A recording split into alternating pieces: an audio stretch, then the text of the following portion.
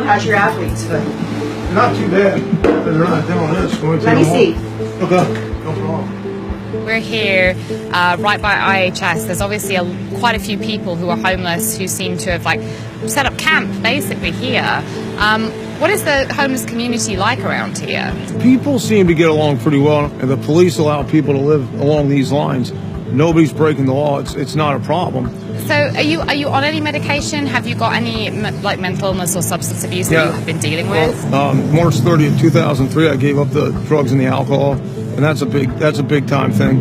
It's ADHD and bipolar disorder. I take my medication, and I do well.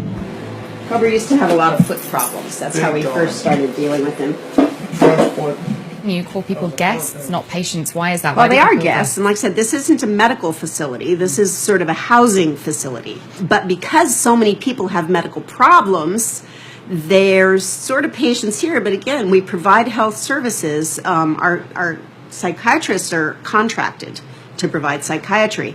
But the rest of the stuff that we do, we're just sort of, I consider myself sort of the school nurse of the shelter.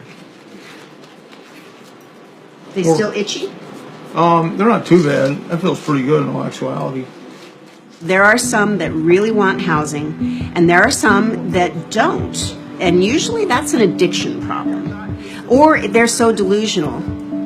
You know, some of them, if they're psychotic and they're really, really paranoid, they might not. So you have to kind of be treating all of these things concurrently, or trying to. And like Cobra, before he got stable, he would not have gone into housing. He tells us, in fact, he probably, I don't know if he told you that he lives on Cobra Lane. He used to always tell us, Cobra, you know, are you homeless? No, I have a house. Where do you live? Cobra Lane. He said, I have a house on Cobra Lane. And he always said that. He would not even admit that he was homeless, much less let you put him in a house. Do you have $1.25 so I can dry my clothes? Yes, we do.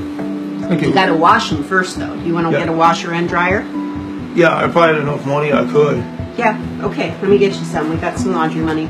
Rents are expensive. And are you going to rent to some poor old guy who never takes a shower and talks loud and throws his trash all over the place and ruins your house, basically?